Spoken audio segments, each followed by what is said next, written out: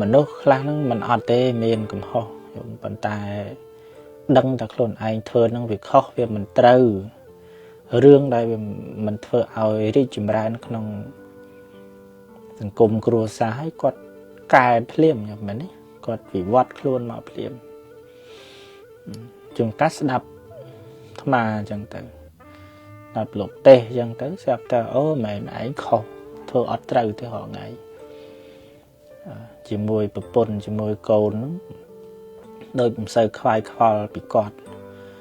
ហើយណាយើងជាបរោះមានកម្លាំងមានមេត្តាមមតមគូណាស់តែជាបកគោលគ្រួសារមួយដែលរឹងមាំសម្រាប់ពួកគាត់ប៉ុន្តែបែរជាទៅចាយលុយប្រពន្ធប្តីនៅតែផ្ទះចុចទូរស័ព្ទមើលតែវាយបុកអីយ៉ាងទៅខ្ញុំមិនណាអានេះគាត់ថាវាខុសសម្រាប់ខ្លួនឯងកែប្រែខ្ញុំមិនណាទៅកែប្រែទៅបានគ្រួសារនេះមានសុភមង្គលមានក្តីសុខចម្រុងចម្រើនហើយកូនចៅនឹងឲ្យរៀនសូត្របានជ្រៅជ្រះខ្ពង់ខ្ពស់ចឹងទៅក៏ជាការជួយលើកស្ទួយដល់ប្រទេសជាតិនឹងឲ្យបានរីកចម្រើនអានេះញោមត្រូវចាំប្រទេសជាតិដែលរីកចម្រើនទៅបានគឺអាស្រ័យទៅលើធនធានមនុស្សជាសំខាន់អានេះបើសិនជាមនុស្សនឹងមិនសូវមានចំណេះចេះដឹងសួរអានេះក៏មិនដឹងអានោះក៏មិនដឹងអាហ្នឹងមិនដឹងទៅរីកចម្រើនទៅយ៉ាងម៉េចមែនទេ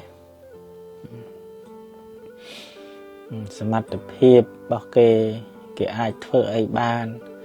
មកដូចប្រទេសអាមេរិកអីហ្នឹងគេចេះធ្វើយន្តហោះគេចេះធ្វើឡានគេចេះធ្វើម៉ូតូគេចេះធ្វើអ្វីៗច្រើនអាណាចឹងស្រុកគេហ្នឹងក៏រីកចម្រើនតាមរយៈសមត្ថភាពរបស់ប្រជាជនគេចឹងទៅប៉ុន្តែបើសិនជាយើងស្អីក៏មិនចេះស្អីក៏មិនចេះវាមិនដឹងរីកចម្រើនទៅមិនខ្ញុំមែនទេមកគាត់ទៅឈើចាក់ថ្មិញយើងអត់ទាន់ចេះធ្វើផងឧបមាណាអាហ្នឹងចឹងអាហ្នឹងយើងគិតថាមិនយើងឲ្យល្អប្រសើរទៅយ៉ាងម៉េចចឹងបានថាតលតែយើងគ្រប់គ្នានឹងប្រឹងប្រែងកិច្ចការងារណានោះឲ្យវាច្បាស់លាស់ហើយប្រឹងរៀនសូត្រអីចឹងទៅនោះយើងនឹងសម្បូរធនធានអ្នកចេះអ្នកដឹងច្រើនហើយញោមសម្រាប់អភិវឌ្ឍស្រុកទេសយើងប្រទេសយើងអត់អាចពឹងផ្អែកទៅលើថ្នាក់ដឹកនាំឬក៏ថាក្បាលម៉ាស៊ីនតែមួយបានតែវាតកតងនឹងកត្តាប្រជាជនប្រជាពលរដ្ឋចឹងដែរគាត់ជួយហើយណាអភិវឌ្ឍសម្រួលកិច្ចការងារអីតែកាលណាយើងបកកែយើងឆ្លាតយើងឆ្លៀសយើងជាបើកក្រុមហ៊ុនបើករោងចក្រប្រម៉ែប្រមូលប្រជាជនយកមកធ្វើការគាត់បានចំណូលប្រាក់ខែអីបើមានច្រើនទៅយើងនឹងក៏វាល្អប្រសើរអញ្ចឹងទៅមែនទេ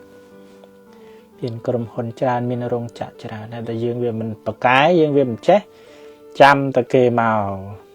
វិនិយោគនៅស្រុកយើងបើគេមិនមកយើងវាមិនចប់អត់មានការងារធ្វើតើអត់ហ្នឹងមិនរត់ទៅស្រុកគេខ្ញុំមិនអញ្ចឹងហ៎ប៉ុន្តែបើសិនតែយើងជាមនុស្សដែលមានប្រាជ្ញាស្មារតីល្អហ្នឹងយើងមានគំនិតតស៊ូបើកក្រុមហ៊ុននេះក្រុមហ៊ុននោះហើយចាប់ផ្ដើមប្រម៉ែប្រមូលកម្មករមកជួយធ្វើការឲ្យគាត់ក៏បានប្រាក់ខែណាស្រុកទេសយើងនឹងក៏បានរីកចម្រើនល្អប្រសើរអញ្ចឹងទៅអញ្ចឹងបានថាប្រឹងប្រែងញោមប្រទេសចិត្តខាងហ្នឹងគេមើលងាយយើងណាស់គេមើលងាយ